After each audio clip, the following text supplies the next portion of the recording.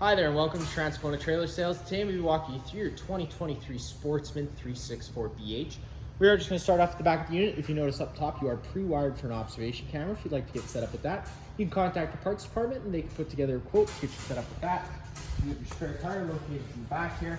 You also have your cable satellite inlets right back here. And then just located in the back corner of the bumper, you're just pulling this cap out and you got that sewer hose. Once fully extended, it is about 20 feet long. You're just taking note of those 2 ears there. There's going to be the same 2 ears that hook up to your sewer outlet, which I will show you in a minute. We just keep it tucked away in the back bumper here just to try and keep as much smell out of the unit as possible. Bumper cap just presses into place. You do have a storage compartment back here. Open that guy up. You're going to have your 25-foot water hose.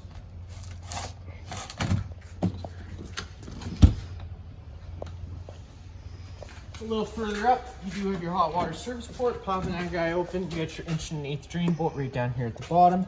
You got a reset button, which I'll go over a reset procedure once we get inside. The button I'll refer to is just right here.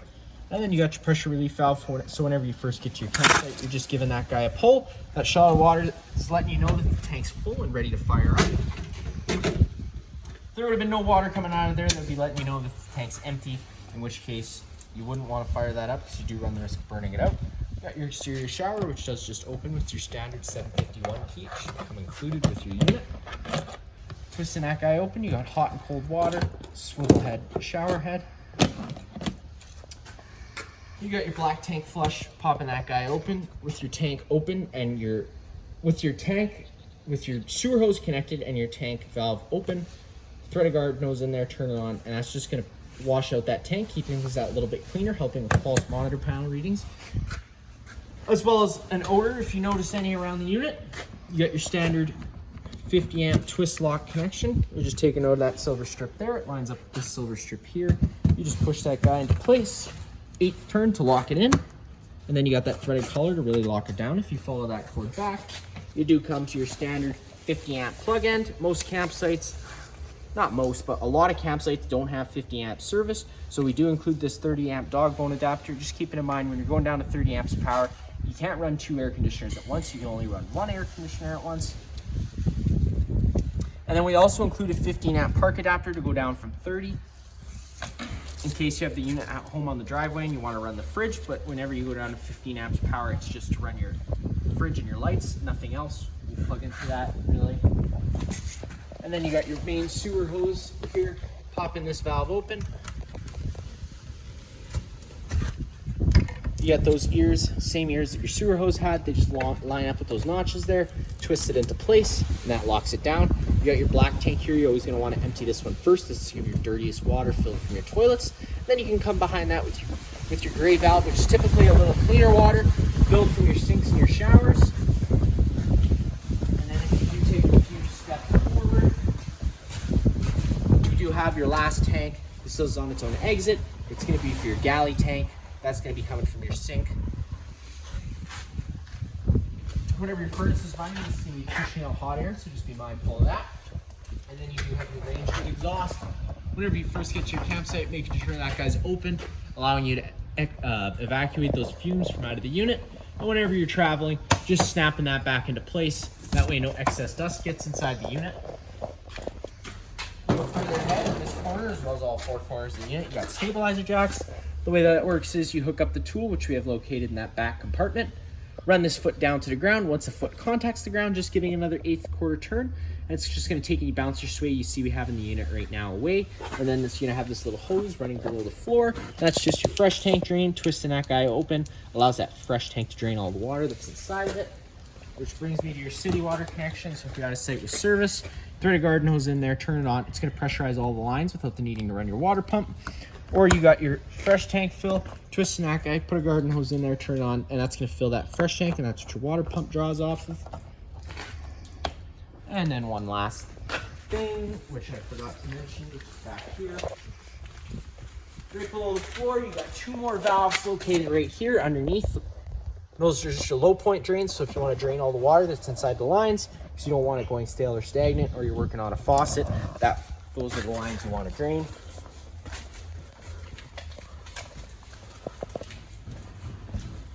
Around the front of the unit, you got your barbecue propane cover. Most of the time you can just open this top piece up and you can get access to everything you need to from up here, but for the purpose of the video, we'll just slide it right off. It does just slide off the front, nice and easy.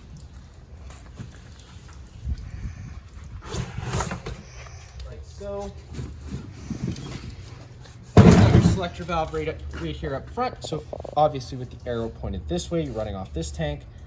Counterclockwise to open it all the way up like a standard barbecue style. Opens up the flow of propane to the unit. If this were to run dry, you can close this and switch it over to this side, in which case you'd be drawing off that tank. You got your battery located inside this box here right up front. Along with that battery disconnect, the way that works is with the battery disconnect on like it is now, the batteries are connected to the unit. If you were to turn it to the off, the batteries become disconnected from the unit. You got your manual override for your front tongue jack right underneath this cover here. The tool for that is in the same compartment with the stabilized jack tool. You got a light on that front tongue jack. One way is down, the other way is up. And around this side of the unit, you just take your main door key, which is keyed to this lock. Stick it inside here. You're gonna know it's your square key because it says M on it.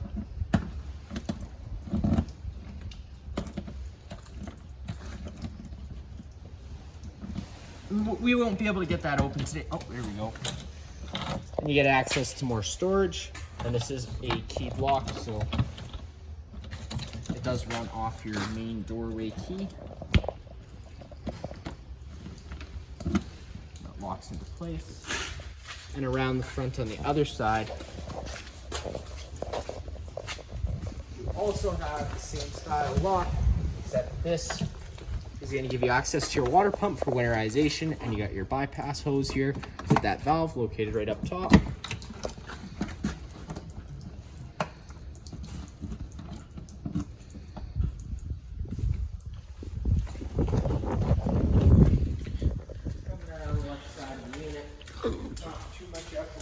Here you do have patio doors, but they work the same way as your other door works. Minus the fact of having this assist handle, you just have to push it up, fold it 90 degrees, it'll lock into place. We are going to be entering through the back exit here, back entrance here. You got your stair set, so the way that works is there's first pull out of its hold, and then the middle step will fold down, and you'll be able to put on your last step. Taking a step on inside, first thing you're gonna notice, coming inside here, you got a few doors. You can't enter any of these yet except for your bathroom because all your slide outs are open. To get those slide outs open, you just come into this wall here. You're gonna have your monitor panel on the wall, and you'll just start putting those slides out one by one. You're gonna know those slides are fully extended when you hear the whines and the clicks of the motor.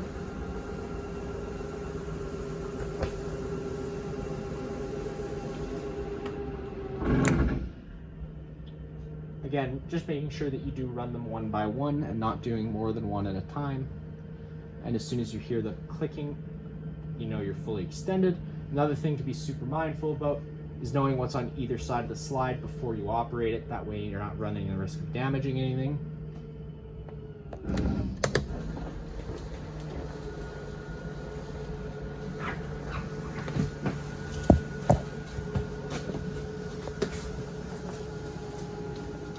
You're gonna have some entryway lights as well as a couple little accent lights located above each slide out.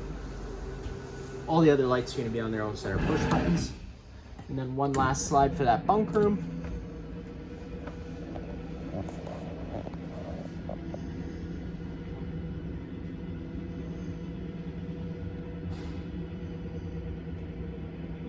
This unit does have 4 slides total.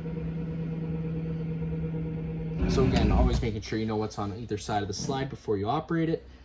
You got an awning LED light switch right here that turns on the awning LED.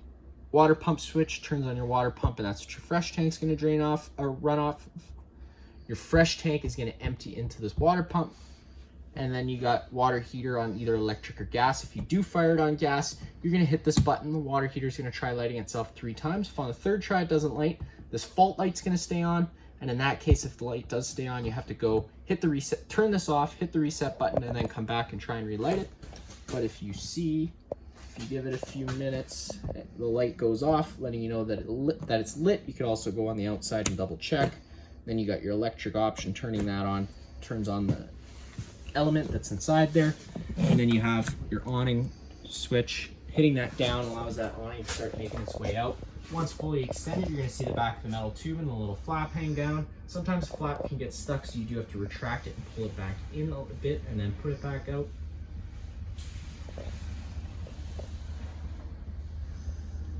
Once you get to about 5 km/h winds, you are going to want to make sure you bring that awning in. That way you don't run the risk of bending anything. And as you see the back of the metal tube and the little flap hang down. Now if it were to start raining, you can take any arm, front or rear. Pull down on it. It's going to change the pitch of the awning head, allowing water to then run off. Now if you like that angle better, because it does allow for more shade, you can do the same thing with the front arm. Just making sure you do push those guys back straight before you bring in that awning. That way you don't run the risk of bending anything. To bring it in, you're just pushing that button up, which is going to be retract. The awning is going to start slowly rolling its way in. Always making sure that you double check it's rolling the right way in. Once those arms contact the side of the trailer, the motor's just going to cut out and you can let off the button. If you do ever bring that awning in when it's wet, always making sure that you put it out as soon as you can after that. That way you don't accelerate the growth of mold or mildew that you trapped in there when you rolled it in. There you go, you heard those arms contact the side of the trailer, so you know it's done. The rest of this is just a monitor panel system, so you got all your tank and your battery levels. You're gonna only have one black tank, so it is gonna be hooked up to black 1. Your gray 1 is gonna be for your gray tank, and your gray 2 is technically gonna be your galley, which is for your kitchen sink. Coming into this area, all the blinds in the unit do work the same way. They're just gonna kind of sit where you leave them, or all the way up. You do have heated massager recliners. This does fold out into a bed. You just have to pull those the backs of the cushions off. That'll allow you to grab the end of the bed, kind of pull up and out at the same time, give you access to those legs. You fold the legs down, this folds down, and the back cushion would also fold down, and you'd have yourself another bed. Fold the back in, it's just the same deal. And it pops into place. Put your back cushions back in place.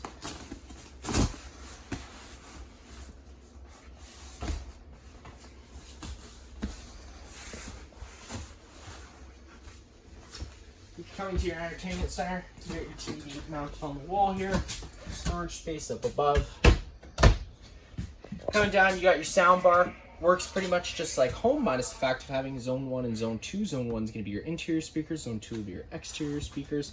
And then you do have a little fireplace. Power button on the far right, it's going to turn on. You got a timer that goes anywhere from 30 minutes to 9 hours right beside that. Right next to that, you do have your different rock light colors. And then next to that, you got your heat options. So you can either have that on high or low. And then power button to turn it off. You do have your residential style fridge, so this is only going to work when you're hooked up to shore power. Notice we do have this travel straps whenever you are moving the unit around. Making sure you have this strap on and tight. It's very important. That way that fridge doesn't go opening or slamming around whenever you're moving it. You got your microwave, which is pretty much just like home. Not much I'm going to show you there. You got your range hood, which I do recommend running whenever you're running the stove, because it does run off propane, so it puts off some fumes.